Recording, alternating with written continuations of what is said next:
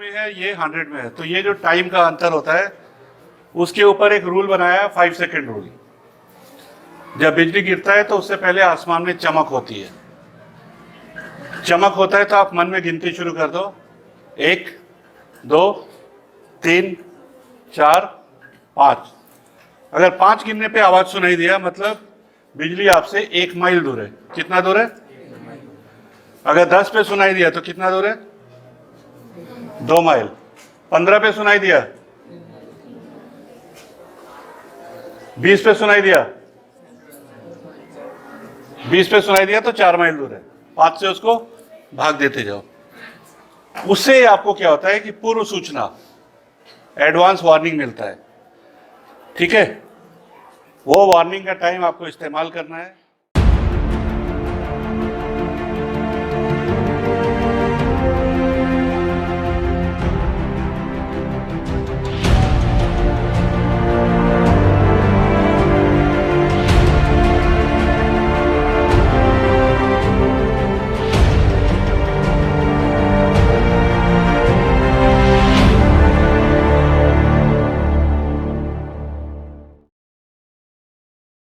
बाज आपने जाना तो बाज जो पोरे और शिक्षा अपना के दिबो। ठीक है।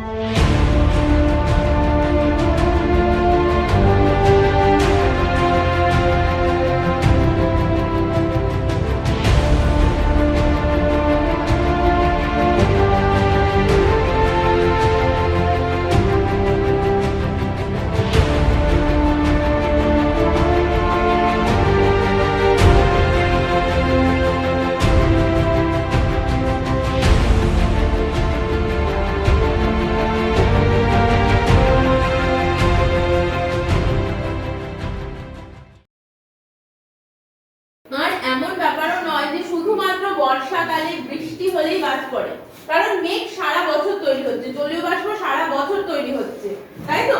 তাহলে মেঘও সারা বছর তৈরি হবে, তাহলে বাজ যে কোনো সময় পড়তে পারে না। আমাদের মাথায় একটা থাকে যে হ্যাঁ বর্ষাকাল বৃষ্টির সময় এখনই বাজ পড়বে, নইলে আর অন্য কোনো সময় বা গরমকালে শীতকালে বাজ পড়ে না। এটা কিন্তু পুরোপুরি একটা ভুল ধারণা। বৃষ্টি যখন পড়বে, বিদ্যুৎ যখন চমকাবে, কখনোই আমরা কোনো গাছের তলায়, মানে কোনো গাছের তলায় দাঁড়াবো না, কথাটা ভুল। ধর একটা বড় মাঠ, প্রথমে হচ্ছে কি এটা হচ্ছে সাইকেলের রিম, এটাকে বাঁশের মাথায় সাইকেলের রিমটা আটকাতে হবে। তারপর সাইকেলের রিমের সঙ্গে এখানে যে তারটা আছে সেটা যে কোনো ধাতব তার হতে পারে, তারটাকে বেঁধে এই বাঁশের সাইডে কিছুটা গ্যাপ নিয়ে এই তারটাকে মাটির সঙ্গে একদম আর্থিং করে দিতে হবে। আর্থিংটা কি করে করবে এটা খুব গুরুত্বপূর্ণ বিষয়। ফার্স্টে মাটিতে গর্ত করলে, তারপর বাঁশটাকে পুঁতলে, তারপর সবার নিচে কিছুটা লবণ দিলে। এবার তুমি গর্তটাকে ভরাট করছো, একদম প্রথমে কিছুটা লবণ, তার উপরে কিছুটা কাঠকয়লা, তারপর আবার কিছুটা লবণ, তার উপরে কিছুটা কাঠকয়লা দেওয়ার পর মাটি ফেলে পুরো গর্তটাকে মুছে দিতে হবে। পুরো তোমার এই যে লাইটিং অ্যারেস্টারটা যে বসালে পুরোটা আর্থিং হয়ে গেল।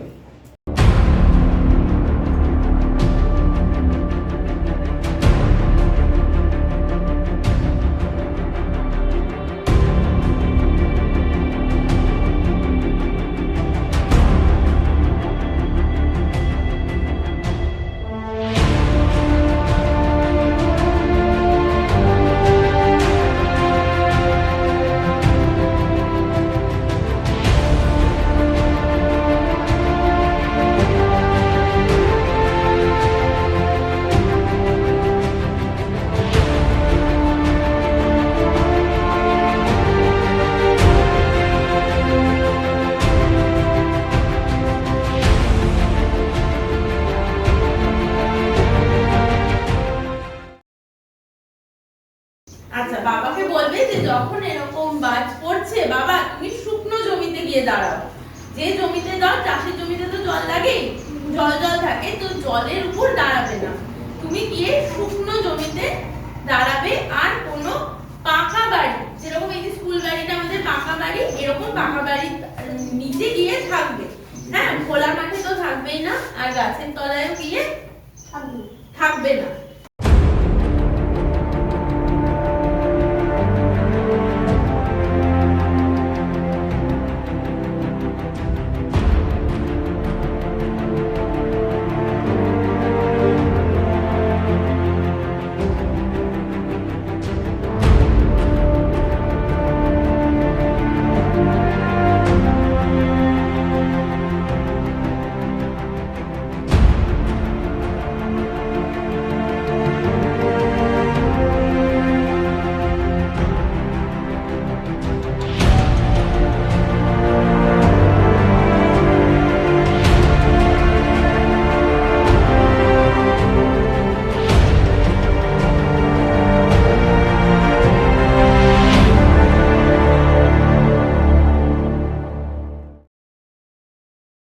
আমরা কি করি, ধর অনেক সময় বৃষ্টি হচ্ছে, আমরা কি করি গাছের তলায় গিয়ে দাঁড়াই, যে ভাবি যে আরে বৃষ্টিতে মাথাটা তো ভিজছে না, তো বৃষ্টিটা কমুক তারপরে আমরা গাছের তলা থেকে বেরিয়ে বাড়ি যাব। করি তো অনেকে। আমরা কখনোই বৃষ্টি পড়ছে যখন বা বাজ পড়বে যখন আমরা কিন্তু কখনোই গাছের তলায় দাঁড়াবো না, ঠিক আছে? যে ধর পুরো এইরকম তোদের স্কুলের মাঠ যেরকম, এরকম ধর বড় একটা মাঠ, তার মধ্যে যদি একটাই গাছ আছে তাহলে তো কখনোই দাঁড়াবো না, কারণ যত লম্বা গাছ হয় তার উপরে সবার আগে বাজ পড়ে। দেখবি বাজ সবসময় বেশি পড়ে সুপুরি গাছে, নারকেল গাছে বা তাল গাছে, যে গাছগুলো অনেক লম্বা হয়। হ্যাঁ, ওই তো বাজ পড়েছিল ওই জন্য।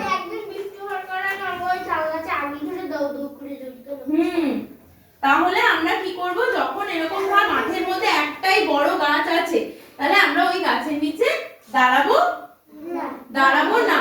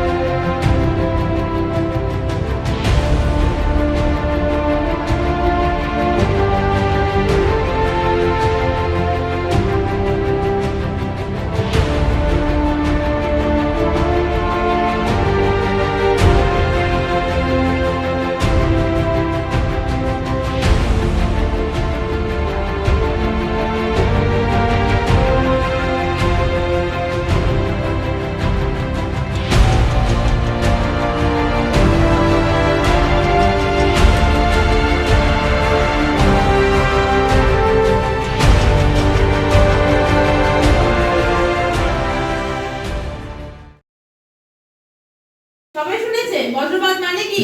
আমরা এমনিতে কি বলি? বাজ পড়া। হ্যাঁ, বাজ পড়া কার কার ভালো লাগে শুনতে, আর কার কার ভয় লাগে? ভয় লাগে কার কার?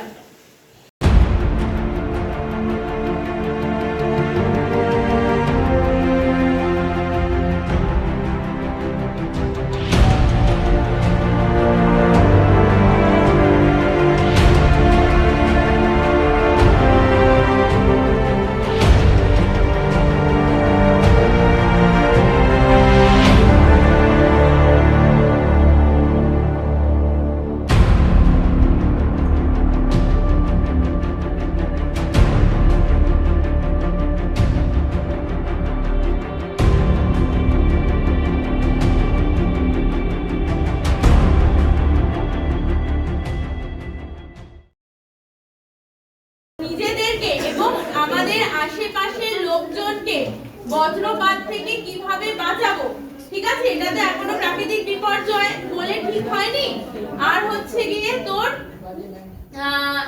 এর জন্য কোনো ওই পূর্বাভাসও পাওয়া যায় না। ঝড়ের পূর্বাভাস হয়, বৃষ্টির হয়, কিন্তু বজ্রপাতের কোনো পূর্বাভাস হয় না।